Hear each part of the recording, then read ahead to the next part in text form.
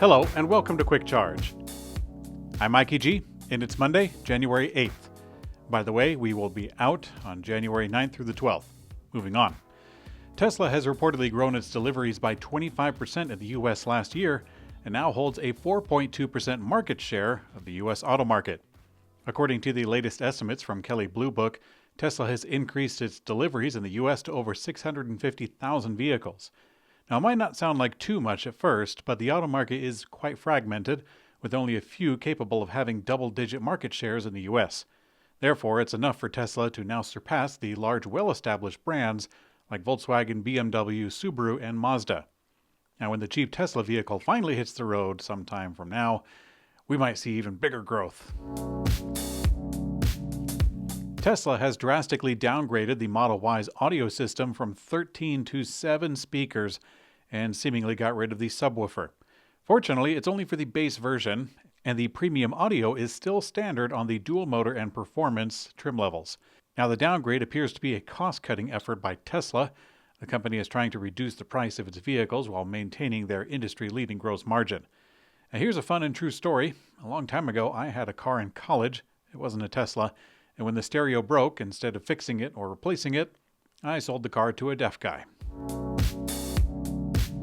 Tesla is preparing to launch a new efficiency package across most of its electric vehicle lineup amid range concerns.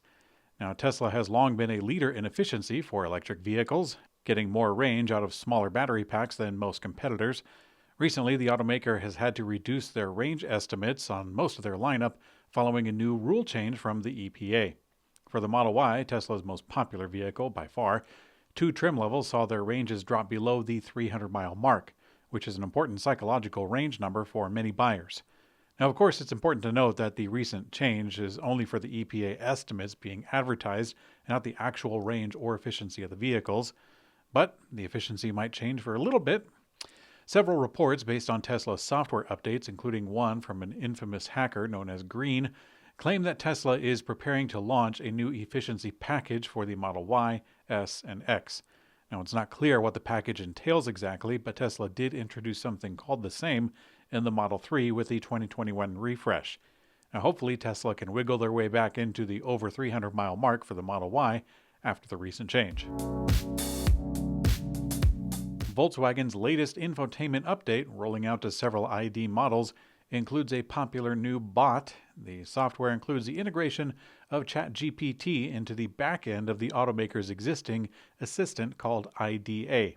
Now, IDA can control cabin features such as infotainment, navigation, and air conditioning, and can answer specific questions pertaining to general knowledge.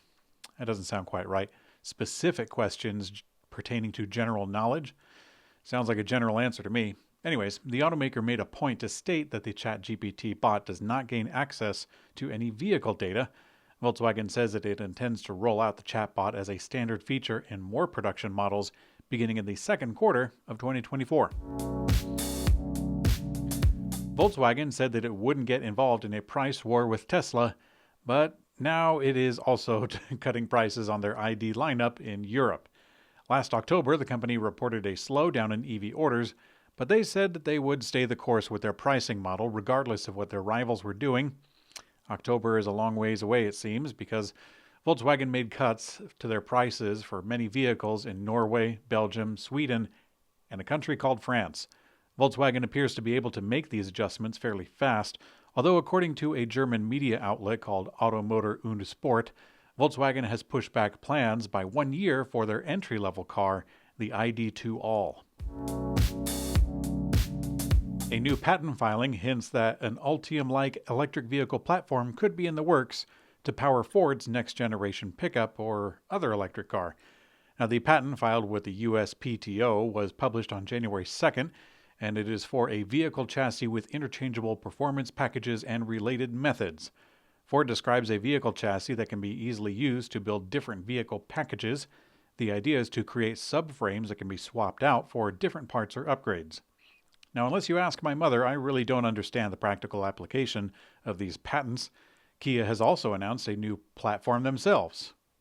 Kia introduced a fully customizable platform they call Platform Beyond Vehicle, this to provide businesses and individuals with modular, fit-for-purpose EVs. Now, Kia's new technology enables one vehicle chassis to meet multiple purposes. The automaker shared that the entire area behind the fixed cab can support interchangeable upper bodies that they call life modules. Now, at least one difference between this and Kia is that Kia seems to be targeting more of business applications. Now, how this differs from the other modular platforms that are already in existence, I don't really know.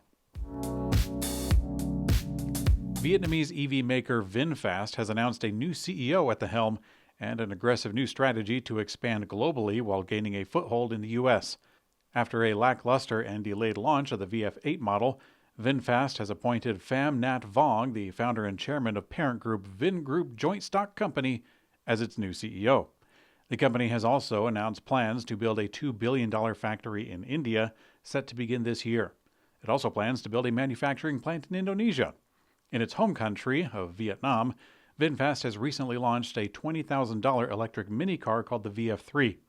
Electrek reported that the company is considering bringing this to the U.S. alongside the VF8 and the high-end VF9, which already sells in small batches. In today's community comment found on YouTube, the Stonks Market 1897 says, "Dang, I was the 70th like. So close." Well, I'm sorry, Stonks Market, that you didn't make it in time. As a consolation prize, you are now included here in the community comment section, where your name will live in infamy. Thanks for watching Quick Charge. As a reminder, we will be out January 9th through the 12th. I'm Mikey G, and I hope you have a great day.